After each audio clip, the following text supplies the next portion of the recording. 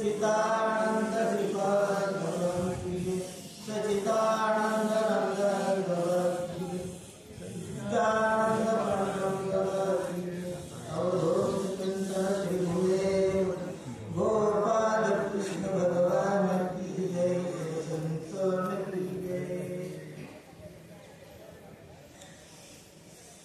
नवल वर्तले नवल गुरुच्या पायी कापूर जळून गेला तेथे नाही उरली काजळी साखर पिऊन ऊस काढिला कान झाला डोळा निवारा कोण नवरा ताना सासरा तिचा भोळा नवल वर्तले नवल बेचाचे दोहामध्ये माशाने गिळले जलाते नवल वर्तले अनामच्या पाणी गोकुळ चोरून नेले तेथे कैशी दासी जणी गुरुर ब्रह्म गुरुर विष्णू गुरुदेव महेश्वरा गुरु साक्षात परब्रह्म तस्मै श्री गुरुवे नमः। ओम ब्रह्मांडं सरं सुखदं केवलं ज्ञानमूर्ति द्वन्द्वातीतं गुणसदृशं तत्त्वमश्चादिलक्षणम् एकं नित्यं विमलमचलं सर्वादि साक्षिभूतं भावातीतं त्रिगुणरहितं सर्वभूतं नमामि।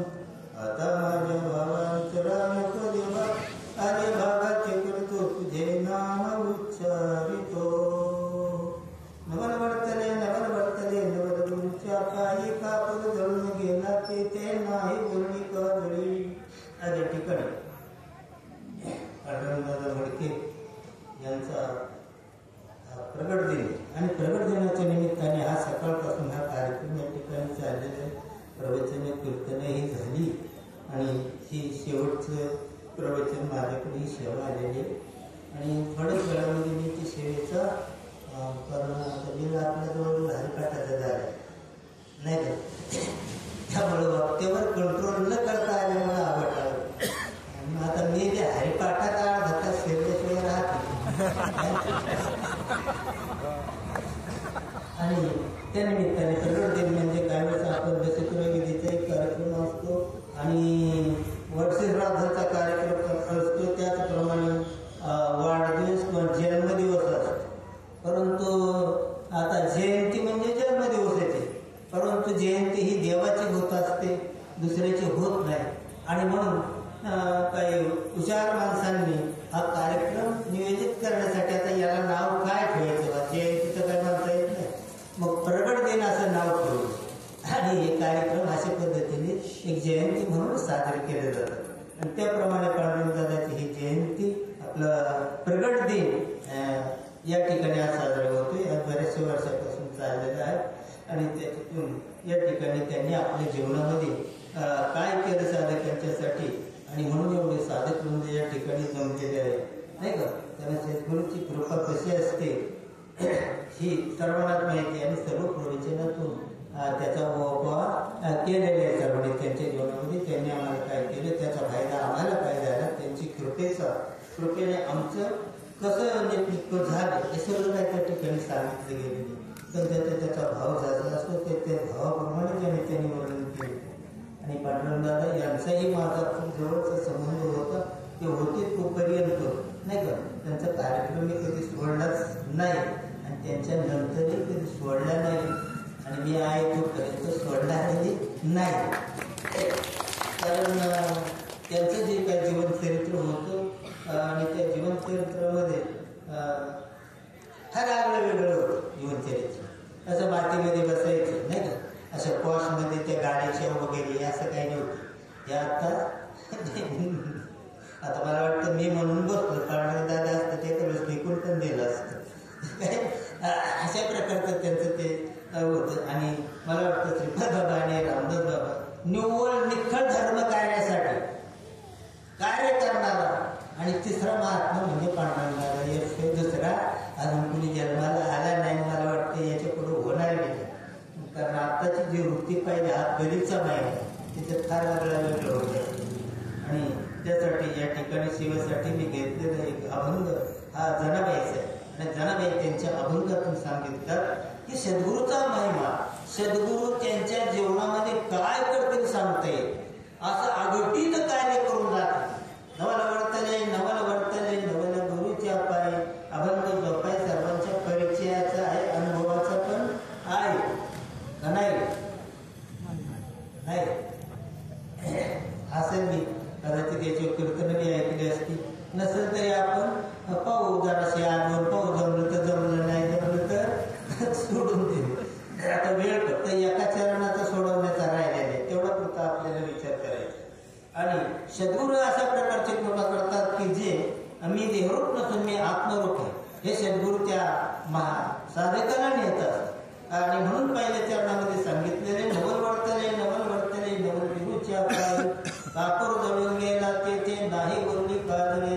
कापूर जळून गेला ते नंतर त्या ठिकाणी जसं काही शिल्लक उरत नाही तसं सद्गुरूचा एकदा स्पर्श झाला, सद्गुरूने एकदा नाम दिलं, त्याचं चिंतन झालं की त्या ठिकाणी देहबुद्धी शिल्लक उरत नाही. देहरूप मी आत्मरूप आहे या बोधाचं 100% घेण्याशिवाय राहत नाही. आणि दुसऱ्या चरणामध्ये सांगितलं साखर पेरुणी ऊस काढला कान झाला डोळा. एका शेतकऱ्याने असा उत्तम प्रकारचे काय केले, साखर आणणे, 1 नंबरची साखर पेरली आणि 100 टन ऊसाचं पीक घेतलं. साखरेवरती साखर हेच 20 त्यांनी पेरलं. मग कसलं होतं ते मी काय पाहिलं नाही, पण आता ज्या अर्थी मानतात त्या अर्थी नक्कीच पेरला असं, नक्कीच ऊस निघाला. आणि कान झाला डोळा. डोळ्याने तर दिसत पण कानाने दिसायला लागलं, त्याने कानाने पाहिलं. कान झाला डोळा आणि निवार बायको नवराता ना साखरातीचा भोळा. बायको अशा प्रकारची होती, निवार धुनाट अशा प्रकारची बायको होती आणि नवरा तिचा काना होता आणि साखरा तिचा भोळा होता. हे तिसऱ्या चरणामध्ये सांगितलं. आणि एका ठिकाणी सांगितलं काय, नवल वर्तले नवल वेचाचे आणि डोहामध्ये माशाने गिळले पाण्याचे. अनंत जन्माचे कर्म वेच म्हणजे खर्च कर्म. अनंत जन्मापासून जी काही कर्म होती त्या कर्माचा वेच अशा प्रकारचा झाला की डोहामध्ये माशाने गिळले. ज्या डोहामध्ये मासा टाकला त्या माशानेच पाण्याला गिळून टाकला. आणि चौथ्या चरणामध्ये सांगितलं नवल वर्तले नवल अनाम चक्र पाणी गोकुळ चोरून नेले तेथे कैशी उरले दासी जनी. त्या ठिकाणी अशा प्रकारचा भगवान परमात्मा आहे, त्याने गोकुळच चोरून नेलं. आता गोकुळ चोरून नेल्याच्या नंतर त्या ठिकाणी माझ्यासारखे दासी जणी शिल्लक कशी उरेल, हा सरळ या अभंगाचा भावार्थ आहे. आता आपल्याला खालून वर जावं लागेल. काय अशा प्रकारची अभंगाची रचना आहे. त्याच्यामध्ये जे काही चरण आहे ना, अनाम चक्र अनाम याचे आणि डोहामध्ये माशाने गिळले पाण्याचे. ज्या डोहामध्ये मासा टाकला होता त्या माशानेच पाण्याला गिळून टाकावं. आता डोह कशाला म्हणायचं, हा प्रपंच एक डोहा आहे आणि या प्रपंच रूपी या डोहामध्ये अनेक प्रकारचे विकार आहेत. अनेक प्रकारचे, जसं पाण्यामध्ये जलचर जसं आहे त्याच्यामध्ये सुत्रे आहेत, नगरी आहेत, खेकडे आहेत, बिरुळे आहेत, साप आहेत, मोठमोठे मासे, माणसाला गिळणारे, जनावर गिळणारे एवढे मोठाले मासे आहेत. आणि त्या प्रकाराने या देहामध्ये या डोहामध्ये आपला जो काही का प्रपंच रूपी डोहा आहे ना, त्या प्रपंच रूपी डोहामध्ये याच्यामध्ये काय आहे, याच्यातही अशाच प्रकारे प्राणी आहेत. बायका पुरं गोरडोर सगळे सोने नातेवाईक ज्येष्ठ मित्र हे जे काय आहे हे एकमेकालाच खाणारे आहे, नाही का. प्रपंचात आहेच आहे, गावगाड्यातही तेच चालले, राजकारणात तेच आहे आणि प्रपंच आणि परमार्थात सुद्धा एकमेकाने खाणारे या ठिकाणी सुद्धा अनेक ठिकाणी जन्माला मोठी आहे. त्यांच्यापासून सावध राहिलं पाहिजे. तर असं काही मांडण्याचं कारण नाही. एकदा आपल्याला प्राप्त झालं की ती आयुष्यभर टिकव. मी पंतप्रधान म्हणे इथाल्या गप्पा झाल्या, पण दिल्ली तो बहुत दूर आहे, नाही का. दिल्लीचा पंतप्रधान व्हायचे गप्पा इथं गावात झाल्या. इथं आधी सरपंचाची निवडणूक आहे, याच्यात निवडून ये आणि मग पुढचं पाहू, अशा प्रकारचा विषय. तसं या ठिकाणी मिळालं हे जन्ममरण टाळणारं साधन आहे, पण कधी शेवटच्या श्वासाचा विषय, नाही का. शेवटच्या श्वासामध्ये अनेक वादळ येतील जातील, त्याच्यामध्ये आपला निभाव किती लागतोय त्याच्यावरती पुढची गती अवलंबून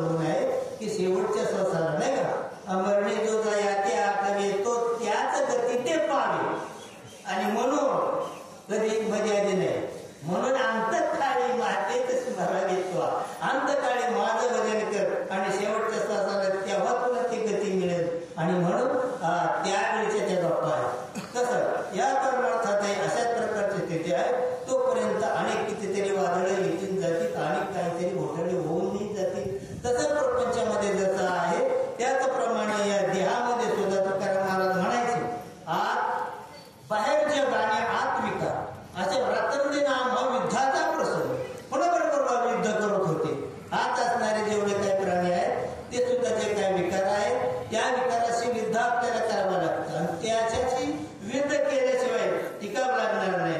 कोणकोण विकार आहे आपल्याला 4-2 विकार माहिती नाही का? कामकुर वगैरे दुनियादारी केला एवढं झालं म्हणजे आपला विषय संपला. त्या ठिकाणी आणि कोण आहे तर या ठिकाणी या देहामध्ये 52 विकार आहेत. या 52 विकारातून आपला निभाव लागला पाहिजे. एक एक विकार अशा प्रकारचा आहे की कुठंचे कुठं उडून नेलं जाईल ते सांगता येत नाही. अशा प्रकारचे 52 विकाराचा महिमा. 52 विकार आहे तुम्हाला माहिती नाही दाखव तर आपल्याला ते 52 विकार कोणकोणते त्याचा पण विचार केला पाहिजे. त्याची पण आपण ओळख करून घेतली पाहिजे. त्याच्यामध्ये मी थोडेसे याच्यातून सांगतो की 52 विकार कोणकोणते. जुने पुराणे जाते गे फिरत आले दुरून येता जाता चौकानेचे दुःख भोगले दारून. 5 पंचक हिशोब करा. 5 पंचक संकल्प विकल्प द्वैत आणि त्रिविताप त्रिगुण यांनी केला घात. आशा मनशा कल्पना इच्छा तृष्णा भ्रांती आणि 14 हात शिरोनी या विषयांचे गीत गाते. काम क्रोध लोभ मद मोह मत्सर आणि हे 6 जण विध्वंस जात्यात शिरले उंदीर. हे लटक्या मायेचा घडी मोडे क्षणात आणि लटकिया पुरात जग गेले वाहत. आयसे 52 जनाचे जगतीने निर्मिले. बोलले ना हे संपल्यानंतर मी विचारेन तुम्हाला सांगता आलं पाहिजे. आहे खेळ लटक्या मायेचा घडी मोडे क्षणात आणि लटकिया पुरात जग गेले वाहत. एवढा मेळा आहे आणि एवढ्यातून आपला निभाव लागला पाहिजे. ऐशे 52 जनाचे जगतीने निर्मिले आणि माझे जाते तयात गुंतोनी बैसले. आता कसं काढायचं याला बाहेर काढण्याला मार्ग काय? यातून सोडवेता नाही सद्गुरु वाचोनी. म्हणून आजचा दिवस यातून सोडविता नाही सद्गुरु वाचोनी आणि शरण जाते विठ्ठलाला कायावाच्या मनाने. जाते वडता ओढता. जाते वडता म्हणजे एक विणी कोटी कोटी फेरा. एक विणी कोटी कोटी फेरा. पुनरपी जन्म पुनरपी मरण. अशा प्रकारच्या या जात्याच्या चक्रामध्ये नाही का जाते ओढता ओढता अहंकार हल्ला हे महिलांना माहिती जात त्याच्यावरती जे काय आहे ते पाहून घ्या. जात्याला काय काय असते ते काय हल्ला खुंटा आणि श्रीपादाने विवेकाचा माथा मारला मोठा. पांडुरंगाने विवेकाचा माथा मारला मोठा. जेव्हा हाडायचं जरा बंद झालं जात्याला जरी ठोकलं ना हातात येड मारलं की तो खुंटा कधी हल्ल्याशिवाय राहत नाही. आणि मग ते माईला 2 ठोकं टाकलं की फिट झाल्यासारखं वाटतो पण दातात येडा आल्या की तसं झाल्याशिवाय राहत नाही.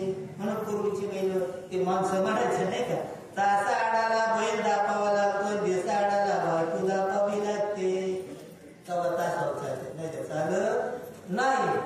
आणि पांडुरंगाने विवेकाचा माथा मारला मोठा. तसा इथं परमार्थ सुद्धा असंच.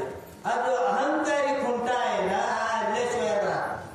आणि जरी या मेळाव्यामध्ये ठोकला ना 4-2 महिन्यांनी पुन्हा झटका आल्याशिवाय राहत नाही.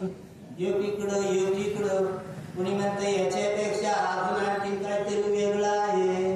हे सारनाम अजून कुठंतरी आहे. ते सारनाम घ्या. सारनाम ज्ञानोदक नाही तुकारामाचं नाही आणि श्रीबाबाकडचा अजिबात नाही. अशा प्रकारचा अपप्रचार केला जातो आणि आमच्यासारखे भाक्षे त्याच्यामध्ये बळे पडतात. योगीकडं गप्पा मात्र जन्ममरणाच्या मागे. एका ठिकाणी ठाम लागला. अरे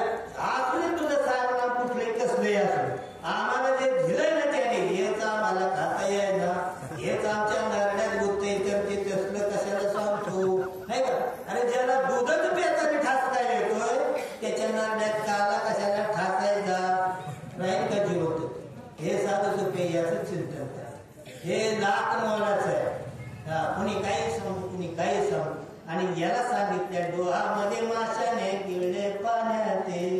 आणि या रगड्यामध्ये या वादळामध्ये कैक असे वारे वळले. डोहामध्ये माशाने गिळले पाण्यात.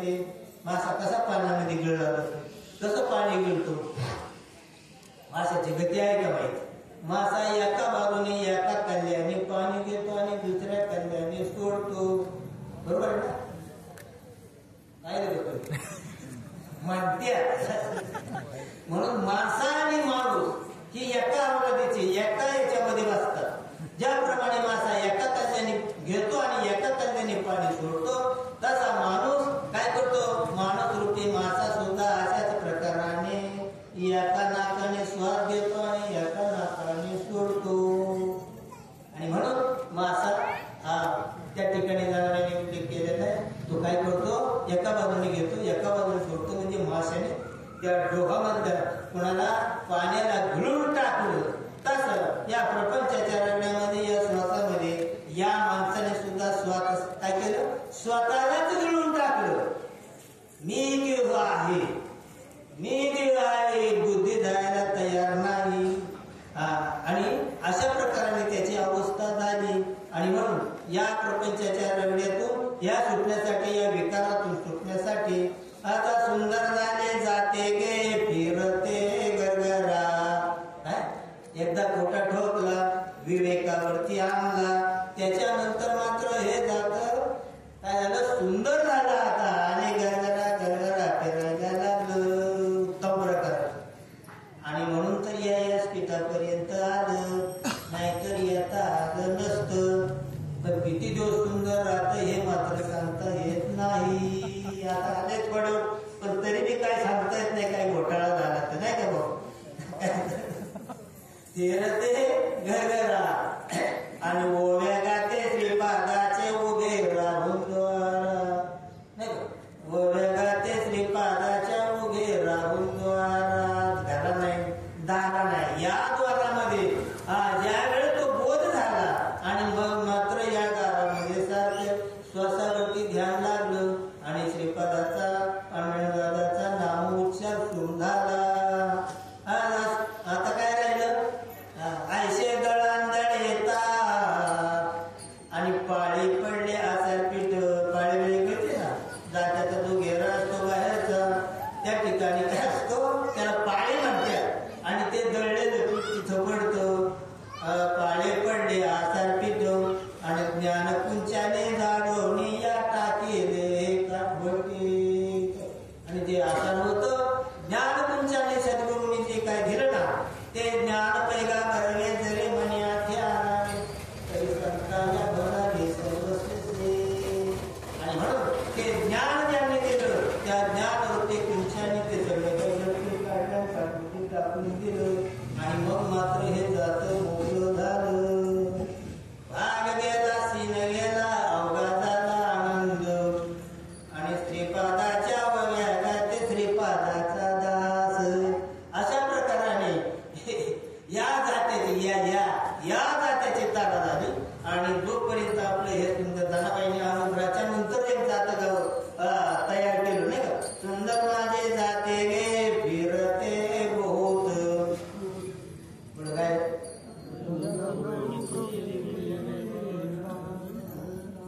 तर ते त्याच्यानंतरच होतं. आणि हे अनुग्रहाच्या अगोदरचं निमय, त्याच्यानंतरचं निमय. अशा प्रकाराने ह्या जात्याचं वर्णन वास्तविक याच्यामध्ये केले. म्हणून तुकाराम महाराज सांगायचे, एवढा मोठ्या विकारामध्ये अडकलेला हा देव आणि याच्याशी आपल्याशी युद्ध करायचं काही सोपं काम नाही.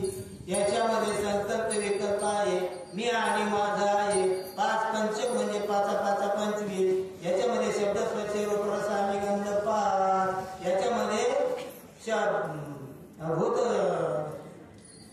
पंचमहाभूत पृथ्वी आपटे वायवाणी आकाश, पंचज्ञानेंद्रिय नाक पांडोळा जिव्हा आणि त्वचा.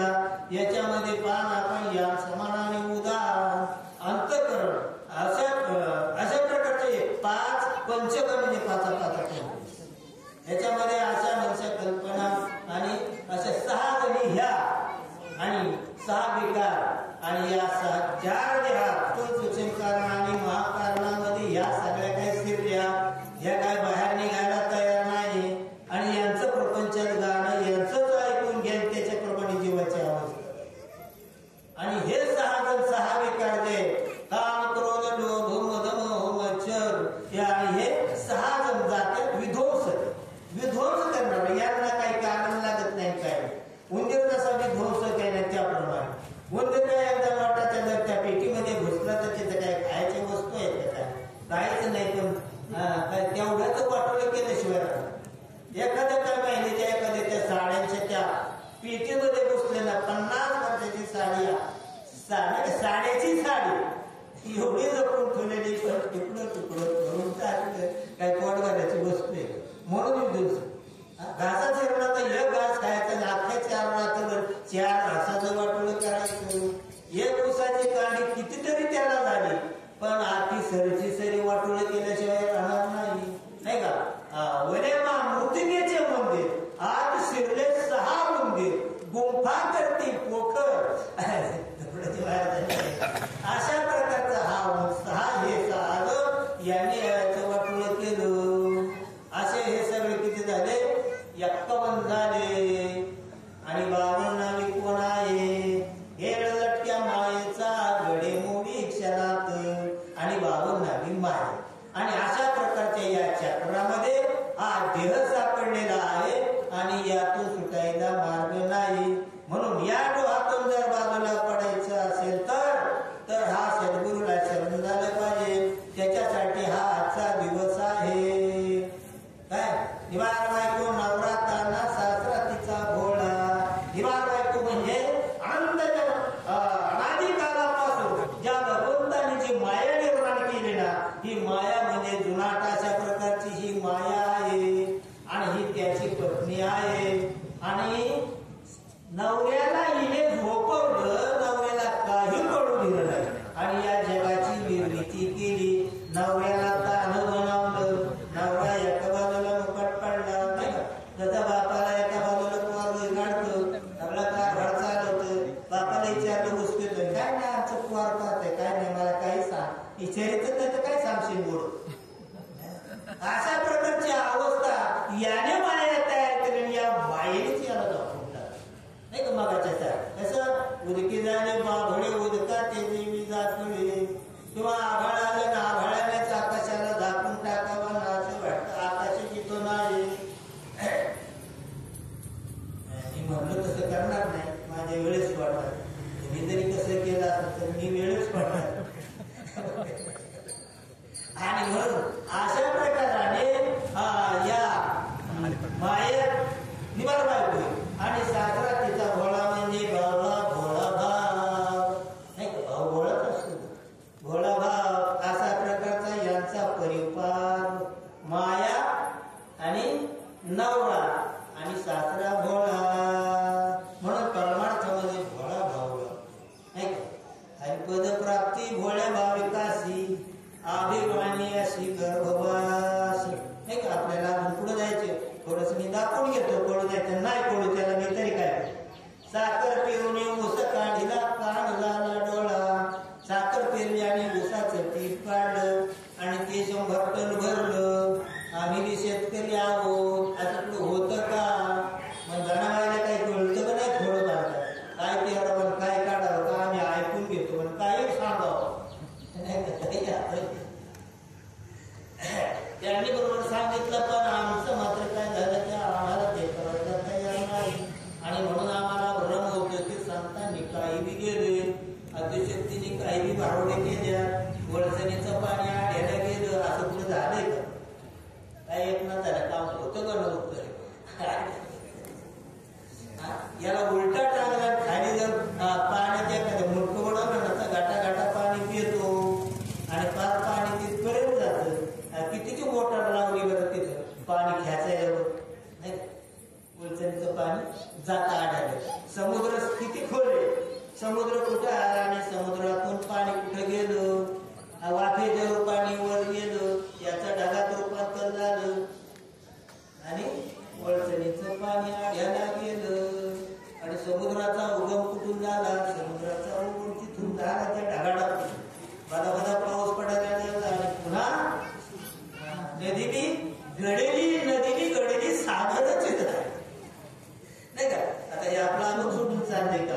म्हणून सोडून जाण्यासारखा विषय नाही, आपल्याकडे वेळ नाही. साखर पेरून पुस्तक काढीला काम झाला डोळा. साखर म्हणजे ते ब्रह्म अमृता हुनी गोड नाम तुझे देवा, अमृता हुनी गोड नाम तुझे देवा. अमृतापेक्षाही काय नाम हे गोड आणि म्हणून त्याला साखरेची उपमा दिली. साखर पेरुणी पुस्तक काढीला, ते अमृताचं नाम याच्या कानामध्ये पेरलं आणि काय केलं, ऊस काढीला म्हणजे कानात पेरला. आणि तेव्हा स्वतःला मी ऊस आहे म्हणत होता. त्याच्या ठिकाणी जे पाताळ होतं, त्याच्यात ते पातळ होतं, त्याच्यात ते मणी होती नाही का, त्याच्या ज्या पत्र्या होत्या, या सगळ्यांची राख केली त्या कुंडामध्ये. तेव्हा हा साखर तयार झाला. म्हणून त्यावेळेस जेव्हा हे सगळं जळालं तेव्हा मी ऊस नसून मी साखर आहे. ऊस काढून टाकला, मी ऊस नाही मी साखर आहे. मी घेरोप नसून मी आत्मरूप आहे. या बोधावरती आला म्हणून जनाबाईंनी सांगितलं, साखर पेरून ऊस काढीला, कान झाला डोळा. आता कानाने कसं दिसायला लागलं ते आपण पाहू नाही का. पांडुरंगाने तुमच्या कानामध्ये जे नाम सांगितलं त्या नामाने काय प्रताप झाला सांगितलं. कानात पण दिसायला लागलं, डोळ्याला डोळे तर झालेले होते तरी पण कानात पेरून आणि डोळ्याला दिसायला लागलं. कंठी प्रेम दाटे प्रगटे रामरूप. डोळ्यातून अश्रूच्या धारा लागल्या. तो निर्गुण निराकार परमात्मा त्या डोळ्याला दिसायला लागला. वास्तविक कुणाला दिसायला पाहिजे होता, सांगितले कानाला दिसायला पाहिजे होता पण कान झाला. डोळ्याला दिसायला पाहिजे होतं पण कानाला दिसायला. कानात जे सांगितलं नाही का, आपण कानाला जर समजा शिवी जर दिली एखाद्याला नाही का, दिली कानात पण राग येतो डोळ्याला नाही का. डोळे लाल होत्या, डोळ्यातून रक्त व्हायला लागलं. अरे तुला काय झालं, अरे कानाला शिवी दिले, कानाला दिले, मग तुला काय घेणे ते नाही का त्याचं. अरे परिणाम माझ्यावर झाला. तसं कानात सांगितलं पण डोळ्यातून अश्रूच्या धारा लागल्या म्हणून सांगितलं कान झाला डोळा. आणि अशा प्रकाराने ज्या वेळेस या अभंगाची शेवटची स्थिती जी आहे काय, मी देहरूप आहे नसून मी आत्मरूप. नवल वर्तने नवल गुरुच्या पाये. आणि कापूर जळून गेला तेथे नाही ओले कागडी. तसे कापडाच्या ठिकाणी काहीच शिल्लक उरत नाही. त्याप्रमाणे या ठिकाणी आमची देवते जळून गेली आणि मी आत्मरूप या बोधावरती आणलं म्हणून जनाबाईंनी सांगितलं. कापूर जळून गेला तेथे नाही ओले कागडी. म्हणून वडत ताडत तुम्हाला कसं तरी इथपर्यंत आणले काय. तुम्ही जर एक तास वेळ दिला असता तर आणखीन आपल्याला काहीतरी सांगता आलं असतं. जाऊ द्या बरोबर बघू पुढच्या साला. नवल वर्तने अनामचे कृपाणी शेवटचं चरण. आणि गोकुळ चोरून नेले ते कैची उरली दासी जनी. गोकुळ म्हणजे गोनाम इंद्रिय हे जे काय सांगितले 52 विकार. अरे ज्या भगवान परमात्म्याचं आम्ही नामचिंतन करतो ना त्या नामाचा प्रताप अशा प्रकारचा झाला की हे गोकुळ म्हणजे हे इंद्रिय त्याने गायब करून टाकले. इंद्रिय बरोबर नाही, इंद्रिय बरोबर बुद्धी निश्चय आत्मज्ञान ब्रह्मरूप भावी आपण आपण बुद्धी त्या बोधावरती गेली. चित्त चैतन्य रूप झाले आणि अहंकार जो होता तो सुद्धा अहंकार धरले सोहंपूर्ण. अहंकाराने सोहंपूर्ण धरलं. अशा प्रकारे मन बुद्धी चित्त आणि अहंकार हे 4 मुख्य, हे 4 ताब्यात जर आले की मग मात्र बाकीचे सगळे आपोआप मागे येतात नाही का. 2-4 ताब्याच्या धरले हाताला ना म्हणजे काय नाही का वेळा होतो. सगळ्यांनाच गाठी बिठी घ्यायची काही गरज नाही, ते सांगते सगळ्यांना.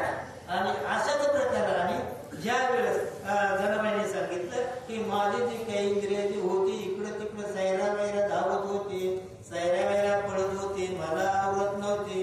पण त्याचं ध्यान केल्याच्या नंतर मात्र सगळी एका ठिकाणी आली.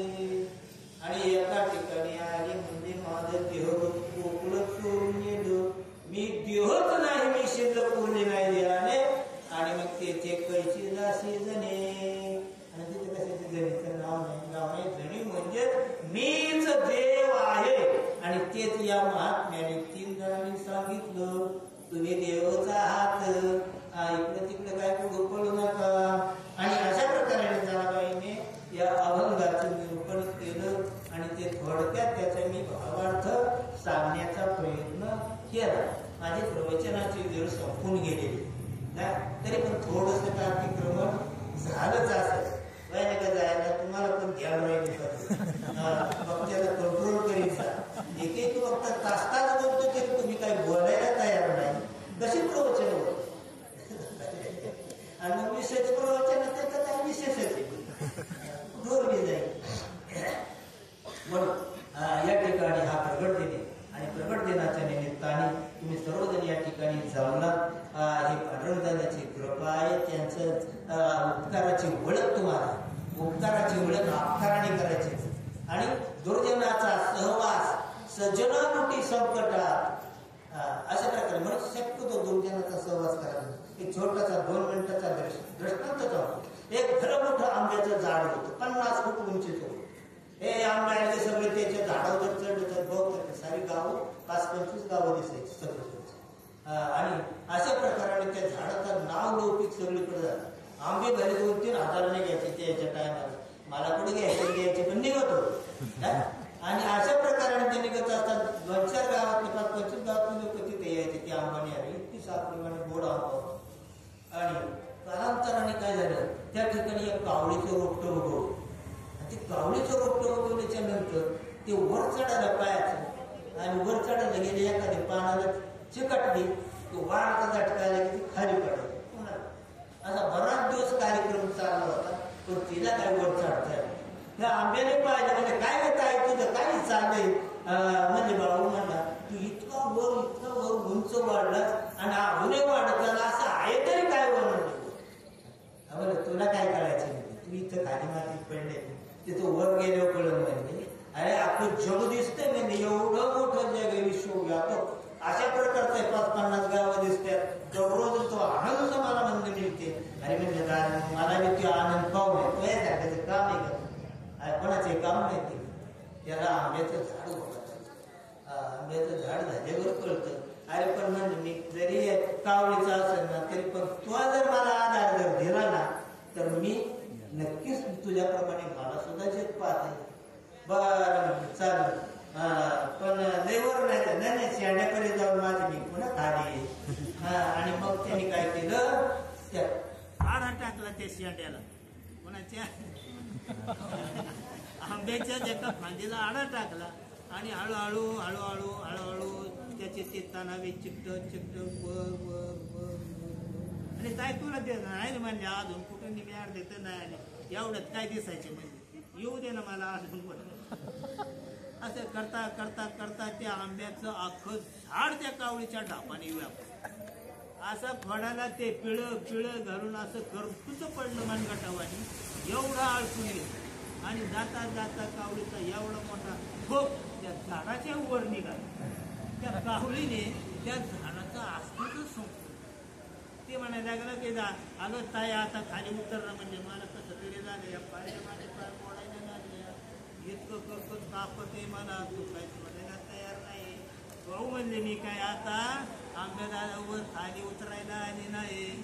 साऱ्या दुनियात तुझं नाव लौकिक होता, मग तुझ्याकडे जाणं मी पाहायला आले. आणि पाहू म्हणजे आता कोण येते तुझा आंबा यायला. आता माझं सगळं